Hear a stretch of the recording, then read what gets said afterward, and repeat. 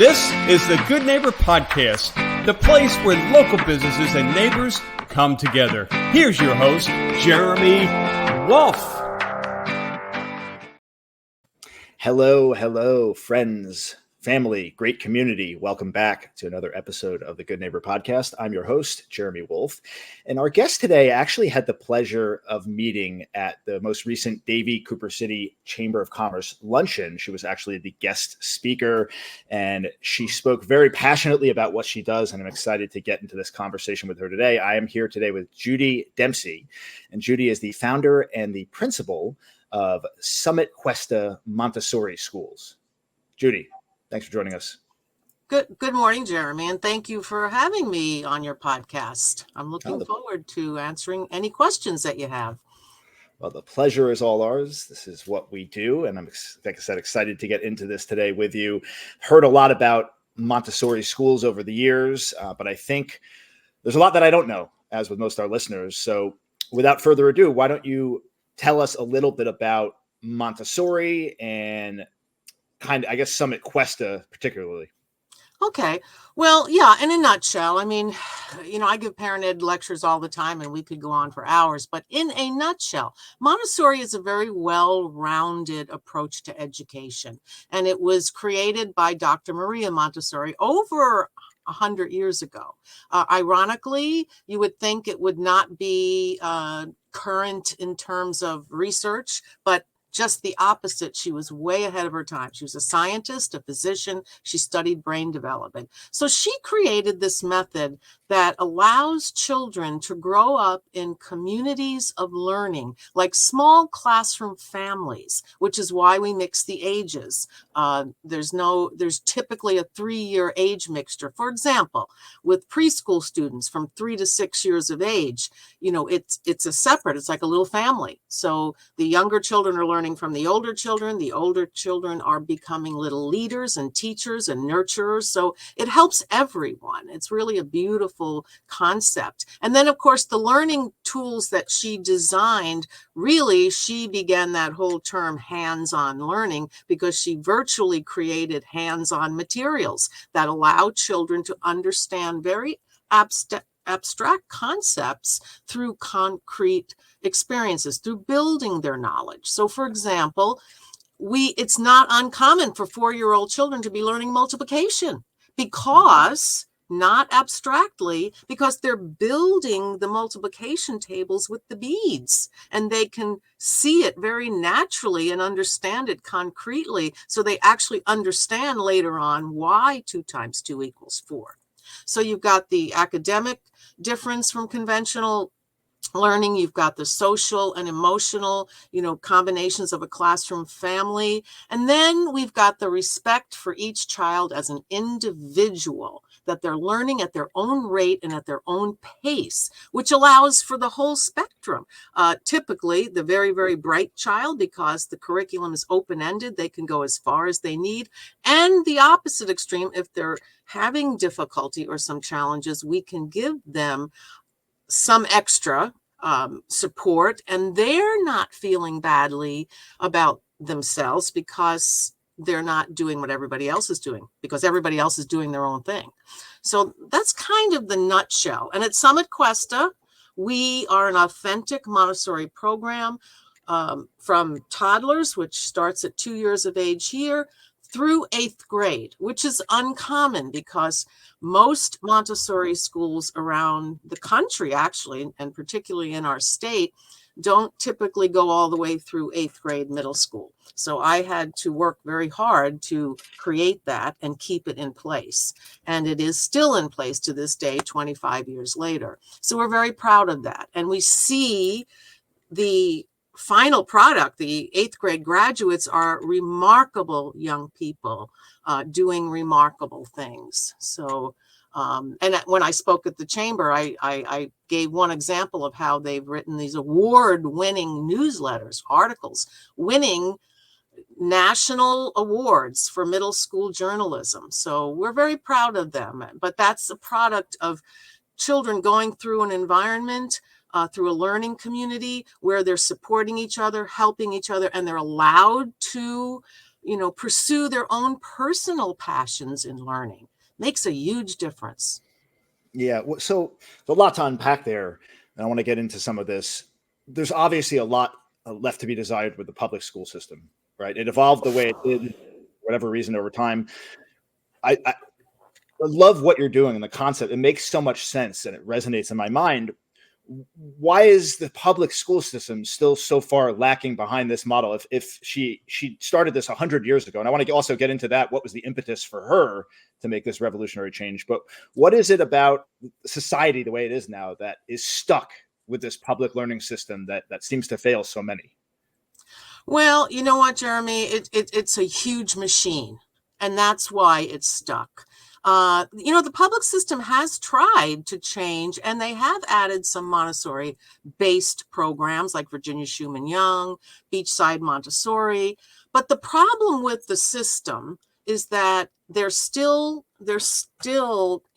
steeped in the belief that they need to do testing, that they need to prove that children are learning. So they're really not using methods that are developmentally appropriate today at all. And you go back in history, and I don't even want to pinpoint. And listen, I have many friends who have private schools, conventional schools, but it's really the whole structure, not just public schools. I think public schools suffer the most because, you've got such a wide variety of population with students who, have all different kinds of needs. But even in private conventional situations, the same traditional method is pretty much still in place. Everybody's sitting, learning the same thing at the same time.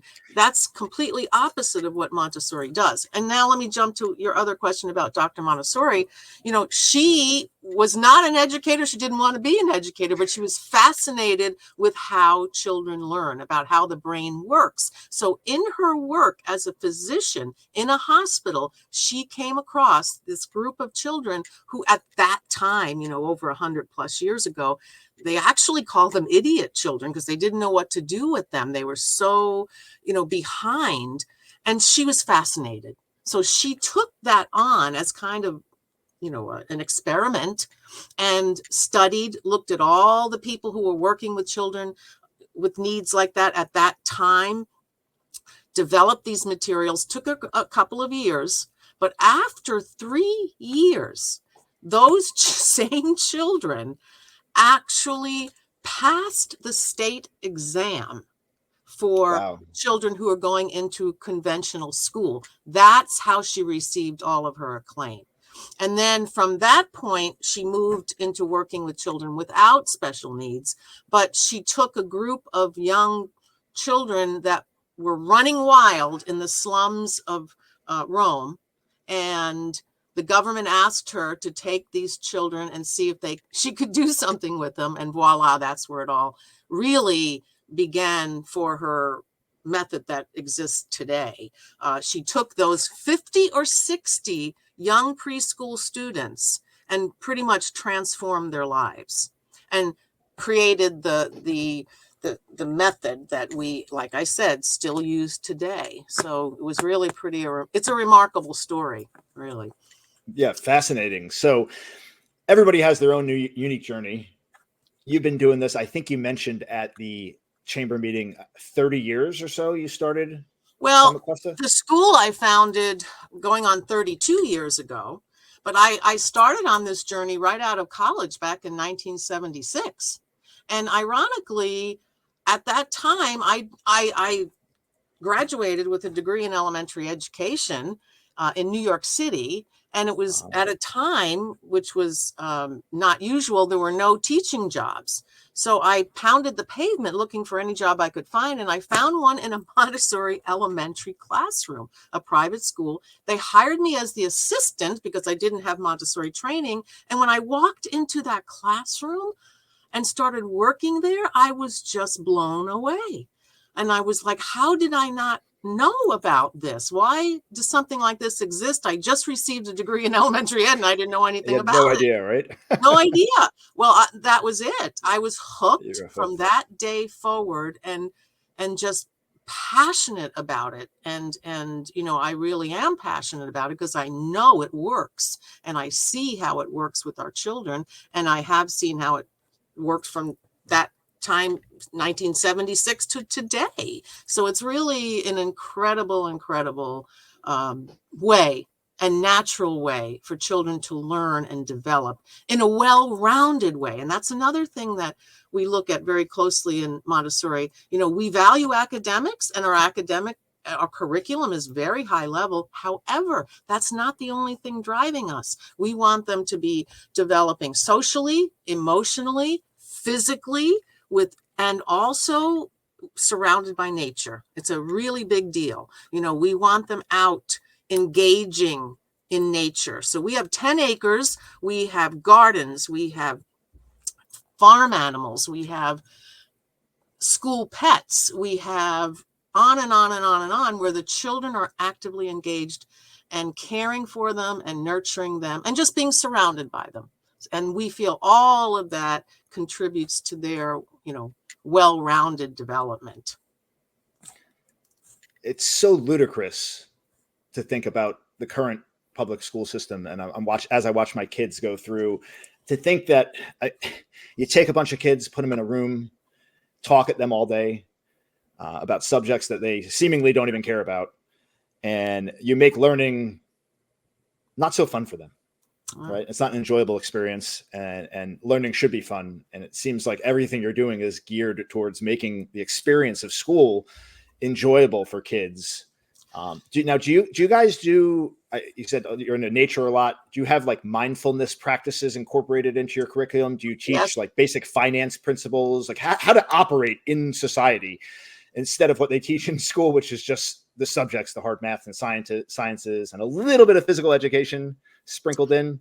No, listen, we do it all. And even starting in elementary, middle school, we really perfect some of it with their financial awareness. But even in elementary, we just had market days where our elementary students, all of our 4th and 5th grade students, created businesses, right? From beginning to end. Mini entrepreneurs. The entrepreneurs, and then set up a market day. We had the tents, we had a market day fair. Everybody in the community came and supported their businesses. And so they raised, lots of money. But again, as part of our Montessori principles, they kept a percentage for their entrepreneurial work, but they also donated to charities. So, we're very much about giving back and caring about others and the environment and those in need. So, I believe the charity they chose, it's either for the hospital or it's dealing with children. I can't remember. We contribute to quite a few charities, and right now it's escaping me which one they chose, but it is going to a charity. So we do all of that. Everybody gets PE, everybody gets swim, everybody gets time out in the gardens, everybody gets free play. I don't allow recess to be taken away. Children need recess. Their brain needs recess. And that's what Dr. Montessori taught us, that, if you look at the brain and what the brain tells us, it's there for us to understand. And that's where traditional education and public school education is missing the boat. They're not paying attention, or if they are, they're not changing to make it work, along with brain development. And that's the difference. So I think we understand that happy children learn more. Happy children's brains are open to learning more. So probably I'd say 95% of people who come on tours here, and when they're walking around with us, they always comment, everybody seems so happy. I said, well, yeah, that's by design. That's how it should. Hello, that's how it should be. They shouldn't be miserable. School shouldn't be a punishment. No, right. It should be a happy place, an exciting place, right? A fun place to learn and to learn. And that does not mean, because I've had parents say, well, I've come here because I don't want any bullying and I'm sick of this and I'm sick of that. I said, well, listen, I'm not telling you that miraculously, human behavior is going to change dramatically. our children get jealous. Our children get upset. Our children get unhappy at times when they don't understand something or don't like something. It's how you handle it that Yep. makes a world of difference. There's really, we don't believe in punishment. We believe in guiding them through Course correction. yes, a process to understand how to make better decisions. Yeah. And so, yes, that includes mindfulness. That includes peace tables. We have a peace curriculum where we teach them how to communicate better and how to come up with mutual solutions. So again, all of that well-rounded experience for sure. You nailed it there. And this is something that's funny, something that on the north side of 40, I'm finally learning after 40 years, right? It's to understand that, yeah, you are going to get thrown curveballs. You're going to have all these emotions come up. You're still going to get angry. You're still going to get jealous. All these human emotions, all these negative emotions that come up. It's what you do with them when they arise and how quickly you could train your attention away from that and just recognize that all it is just a thought. Recognize it for what it is, maybe ask it what it's trying to show you, thank it for coming up, and then it just magically disappears and you go back to your life. So many people get consumed by these thoughts and allow it to take hours, days, sometimes weeks, months of their life for no reason, unnecessary suffering. Yes, I agree 100%, Jeremy. So we are actively working on that. And we see the results, because honestly, if we were to be compared to conventional settings, our conflicts are much less, right? It's very rare that any serious kind of physical altercation or even emotional altercation occurs, because we're training them how to go through that process of how to deal with their emotions, how to deal with their feelings, how to step aside, how to take deep breaths, how to go sit under a tree. And, so, and it works, right? Yep. Mindfulness works. So, anyway, so yeah, we're happy about the success there as well. So I remember, I don't know how long ago it was. I have a 10-year-old and a 12-year-old. And at one point my wife and I were looking into possibly private schools, and the idea of Montessori came up. And I remember having that conversation with her. The idea was intriguing to me, and I mentioned it. And I think, like many other folks out there, they have some strong misconceptions surrounding education that is outside the orthodoxy, right? Outside the norm. And it's like, you see these different curriculums. And I remember her bringing that up to me and saying, well, it's so far away from the traditional education system. Like, what if it doesn't work? What if it this, that? What would you say to parents out there that have that same operating framework in their mind about what is right for the kids versus what you're doing? And the fact that, again, Montessori has been in existence for so long, but it really hasn't caught on to some aspects of it might have. So what would you say to parents out there to kind of alleviate that concern and get them maybe to open the door for them to look into this a little bit further and at least educate themselves so they can make an informed decision for their child? Well, first of all, I'm glad you bring it up, because it's very common. It's very common for people to have misconceptions because they don't really understand it. It's a very, very different method, and therefore not many people really do understand how it works. And some of the misconceptions are, one, they can do whatever they want, right? There's no structure. Which is very, very untrue. There is a different kind of structure. We don't have the same structure as a traditional or conventional setting because that's not who we are. But there's definitely structure in our Montessori classrooms. It's what allows 4- and 5-year-old children to work harmoniously, helping each other, supporting each other, working, with 30 students in a classroom when you can walk in and it's calm and it's peaceful and happy. And so let's now jump to the end of it in middle school. Here's the thing. We have been graduating students for 25 years. And I would say 95% of our graduates go into high school better prepared than their peers coming from conventional programs. And why? Because we have been teaching them real life skills all the way through. Middle school is when we refine it. Middle school is when we refine their approach to high school. So we are teaching them how to refine their time management skills, how to refine their communication skills that they're going to have to then, because they go into middle school and now they have 7 different teachers. They've got to learn how to communicate, find out what those teachers are expecting from them. And every teacher may have different expectations. Then they also have to learn how to set goals about how they're going to complete their work, because we give the middle school students a whole series of assignments. And then we say, okay, you need to learn how to plan this.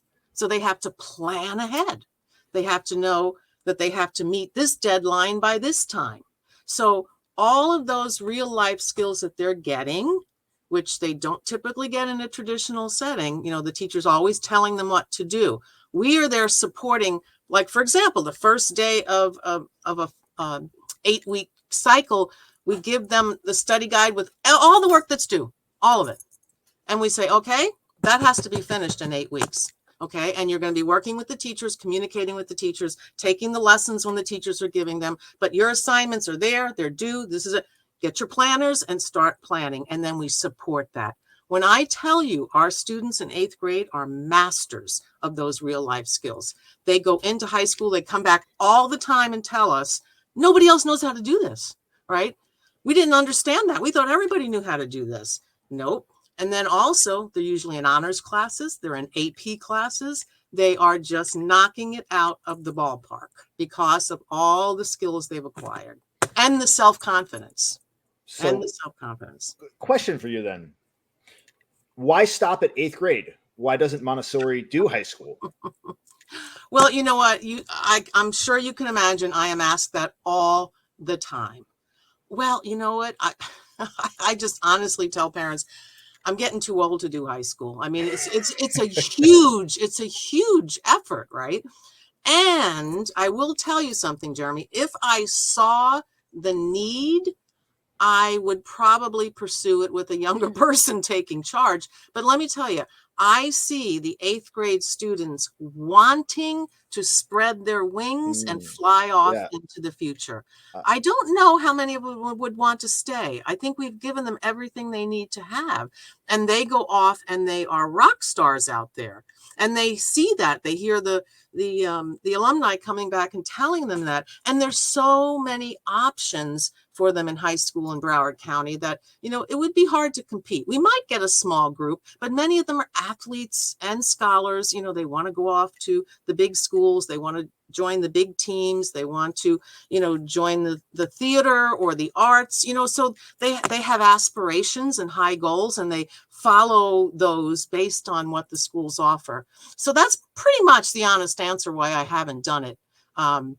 Not to say someone here younger might not take that on for the future, but at this point, no, I'm just, I have my hands full with middle school. Let's put it that way, because they're still adolescents, right? And they're still going through all that emotional stuff.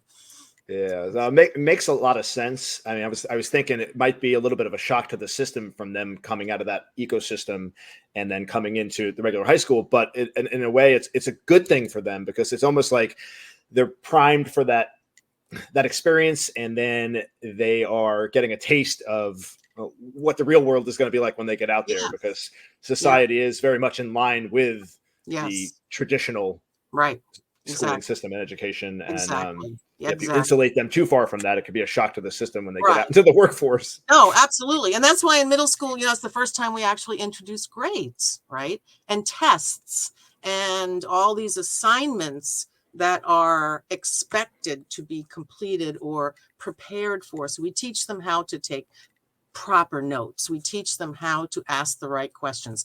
Lots of discussion. And that's one thing I failed to mention. Montessori program teaches children to think, not just memorize information and spit it back for a test. Yep. They learn how to do that in middle school because they have to know how to do that. But in general, it's all about learning to think. Lots of projects together, lots of team collaboration, lots of Socratic discussion where we're asking questions all the time. Why do you think that happened? What could have happened if they did this differently? Really important. Thinking skills. Yeah. Yeah. It's like, I remember talking to my kids the other day about kind of memorizing an algorithm to solve a math problem, right? You memorize the algorithm, you'll forget it at some point. But Yeah, if you learn the concept behind that, you'll likely not forget it. And furthermore, and I think another exactly. thing that Montessori does, which is fantastic, is you have different grade levels together. So you'll have older kids teaching the Yes, younger kids, which further reinforces the yes, concepts, yes, which is really absolutely. powerful. Because if you learn the concept behind it, then you teach others the concept, you will carry that to your grave.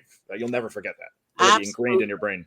Absolutely. And it also builds up self-confidence and communication and public speaking. Yep. I mean, it's astounding to see our 8th grade students, because now remember, they've been talking in front of their classmates at science fairs, at all kinds of events from early on through middle school. They get up on a stage at graduation and give speeches that make people cry, but with self-confidence, with panache, with just this really fun, energy of being a confident person looking forward to the future and grateful for what they had here at Summit Cuesta. So really beautiful. That's so important. So many people are terrified of public speaking and getting out there and putting themselves out there, and to teach Yeah, that to kids at an early age is yeah, yeah, invaluable. yeah, Mm. absolutely. We do. So 32 years, obviously over the course of that time, you've seen quite a few things. Is there one thing that comes to mind? First, maybe a challenge that you've encountered over your 32 years at Montessori. And then on the other side of that, something that a magical experience, right? Something that just speaks volumes, maybe a story about a child, something that's just highlights everything that you do. Well, okay, so the first one, the challenge for me, yeah, most definitely, probably the biggest challenge I've had in my life and career was I was diagnosed with cancer back in 1986. I was diagnosed with Hodgkin's disease. And not to go in all to the ugly details, but actually I'm very grateful for the experience because it taught me so much. A couple of things. One, it made me fearless. Fearless, fearless, fearless. When you face your mortality, after that, nothing seems as scary. And it was after I was recovering that I had the opportunity to purchase a small Montessori preschool where I was working, which was the beginning of my journey with, founding Summit Questa. And I said, why not? Right? I said, what have I got to lose? Right? I've got my life. As long as I have my life, what else? So if I lose everything, I'll start all over again. So I was fearless. It also taught me to keep working at whatever it is important to me and don't give up. So those two major life experiences, the fearlessness and the continual focus on don't give up, that's what led me to today. This is what led to my remarkable experience in building Summit Cuesta. It has just been a journey, and I'd have to say that that's probably one of my beautiful memories of sharing with you, besides the students, the community, because I believe in living our Montessori philosophy, not just a method to use in the classroom. So I have always built into our community not only our teachers and our children, but our parents. And so parents are very welcome here. They have to be respectful of our guidelines because Montessori classrooms can be disturbed. But in essence, they are here and they have been here with me from day one, helping me to build, lending me money, out here carrying picnic tables on their backs, trying to get ready for school opening, painting classrooms. I mean, I can't even tell you, Jeremy, the community efforts that have gone on, which warms my heart. And it's one of the things I'm most proud of, that I helped to create a Montessori community that was inclusive of everyone, our parents, our children, our teachers. So that's the one thing. My gosh, stories of our students. I mean, I don't even know where I could start with. There are so many beautiful stories of our children who have gone out and have accomplished so much. Just a couple off the top of my head. last year, one of our 8th graders won the Channel 10 Eco Hero contest, right? Because of her passion for the environment and saving marine life. And she won the big contest, with Channel 10, and they took her off to a beautiful environmental experience. That's just one of many.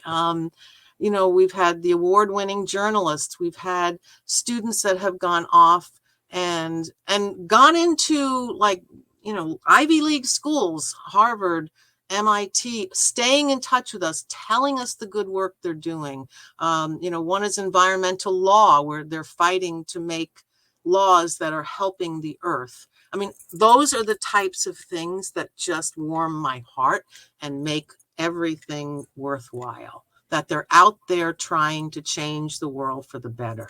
So I can't imagine how powerful that must be. I always admire this with educators to see, especially if you've been in this space for as long as you have, to get to see the children that you teach from an early age get out into society and become successful. Yes. It's got to warm your heart, and it just builds upon the passion that you already have and the conviction and the belief in the program and what you're doing. Yeah, absolutely. Fantastic. Absolutely. Because that's really, my goal is to not only impact children's lives, but to impact the world in a better way, to help us all. So the bigger community. Absolutely. So I speak with a lot of local business owners, entrepreneurs, a lot of people. And one of the common threads across everybody I talk to that goes into business for themselves and starts something great is family. It's usually the backbone of everything. Judy, tell us a little bit about your family. Okay, yes, and that's absolutely true. I'm married. I've been married for 45 years. My husband has always been there right by my side. My mother and my father helped me in the very beginning, especially when I was diagnosed with cancer. They came to Florida. They lived in New York and stayed with us, so everyone could support each other. And then when I purchased that small preschool, they were there helping, right? So I literally had no money. This is why I said I was fearless. I was in debt, right? And my husband had been laid off. I had cancer. We literally lived off of credit cards. We were in credit card debt. And then that's why people were saying, what, are you crazy? You can't take on this. I said, you know what? I'm going to. Well, because we had no money, we had to do everything. So my husband cleaned the school every night, mopped the floors, cleaned the toilets. I was there doing everything, the payroll, the paperwork, everything. My mother worked at the front desk as a receptionist. She hugged every child that walked into the building. It was definitely a family event in terms of getting me off into this beautiful place we are now. Without them, I couldn't have done it, right? We couldn't pay people to do anything. We had to do it all. And yes, absolutely. Without family, I wouldn't have gotten, to the point where then families in our community could help. So, and actually they're the ones who lent me the money. Between my family and the parents at school, they lent me the money and I paid everybody off with interest. So it was a great beginning. Now it sounds like it. Do you have your own kids? I couldn't have children, ironically, because of the cancer treatments. The chemotherapy, I had a year of chemotherapy and then like 34 radiation treatments. And it took its toll on my body. And I couldn't have children because of it. But you know what? I look at it as, I don't think I could have put in what I had to put in to build this school if I had children, because I don't think I would have wanted to. Let's back up here. Wait, you didn't not have children. You've had. Well, this is true. How many children have gone through the school system? I mean, those are all essentially your children in some way, I've right? had thousands of children. Right now, 450 of them. So, and that makes me happy. I'm happy. There are times I have sad moments thinking, oh, I wish, but no. I think, it was meant to be the way it was meant to be. So you're at the point now where you probably had students that now have children that are in your school. Yes. And they're here. Which is Yes, amazing. they're bringing their children. Absolutely. Absolutely. That's so cool. So cool. Yeah. So, Judy, before we wrap this up here today, what would be, if there was, I don't know, one thing you'd like to leave our listeners with? It could be about Montessori, could be about just guiding principle in life, just a little piece of wisdom. What would that be? Well, I think a guiding principle for me has always been the Montessori principles of learning how to live in respect, right? And I think we could all learn a little bit more about respect for others, respect not only for our children, respect for our coworkers, respect for the world, respect for the earth. To me, it's such a powerful force. And if we're truly respecting, our planet, respecting others, then I think we are open to a more collaborative world, a kinder world. That's our goal in Montessori, is to make the world a kinder, more respectful place. And we start with the children, respecting them as individuals, respecting them as having their unique gift to bring to the world. And that's what we believe. Dr. Montessori taught us something, which this is going to sound a little esoteric, but it's really not. She created what she called a cosmic curriculum in elementary. And the cosmic really just refers to the universe, not anything else, right? It's just that it's a universal view of what education should be. And, she taught us very early on that every single thing in the universe has a job. And if we respect the cosmic work of each person, then we're going to learn to treat it differently and to take care of it. And that would be my final wish, that we all appreciate the job that everyone brings to this world, including the creatures and the trees and the plants and the earth. They all have jobs. It wasn't until Montessori training that I learned that every single living creature on earth has a task. It's amazing. Didn't know that before my Montessori training, but it does. So that would be my final wish, Jeremy. I love it. Yeah, I try to teach my children all the time when I see them get stressed out and angry and upset over things. Gosh, life is just so much more enjoyable and so much more easy when you come from a place of love and understanding, Yes. compassion. Just realize that people are going through it, and sometimes you have encounters with people, and maybe they're a little nasty to you, maybe whatever the case may be, and just give them a little compassion, a little understanding, and everything's just a lot better that way. Absolutely. Yeah. The world will be a better place if we just try and get along a little bit better. Absolutely. Right? So for anyone out there that's listening that would like to learn more, how can they do that? Maybe share your website and your contact information. Yes, absolutely. Our website, you can find us under summitquesta.com. It's a long name, but it's 2 M's and 1 T and Questa, summitquesta.com, or just call the office, 954-584-3466. Either way, give a call, come in and get a tour, look at our website. And I think the website will share a little bit of the kind of fun we have. And because that's also part of our philosophy. Life is fun and we want to enjoy it. So Indeed. Anyway, feel free to come in and visit and see us.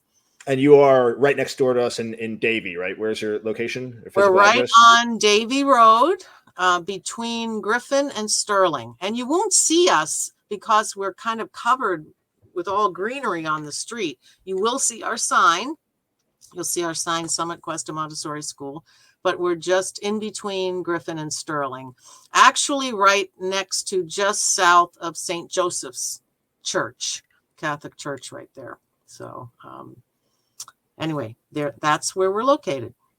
All right. We will, of course, stick a link in the description with all of your contact information so that folks can reach out and learn more. Judy, was a pleasure getting the opportunity to talk to you, learn about your story. And thank you so much for all that you do. Every time I speak with an educator, first responder, anybody that does great things for society, and clearly you're doing that for so many thousands of children. I thank you from the bottom of my heart for everything that you do for our great community and beyond. Thank you so much, Jeremy. It was a pleasure talking with you today. I enjoy it. I love talking about what I love. So it clearly shows you're very passionate about what you do. So let this not be the last conversation. We'll definitely try to have you on the show in the future to see where you're at moving forward. All right. Sounds great. Thank you so much, Jeremy. My pleasure. Thanks, as always, to our listeners for tuning in, and we will catch everyone next time on the next episode of the Good Neighbor Podcast. Everyone take care. Have a wonderful day. Thanks for listening to the Good Neighbor Podcast, Cooper City. To nominate your favorite local business to be featured on the show, go to gnpcoopercity.com. That's gnpcoopercity.com, or call 954-231-3170.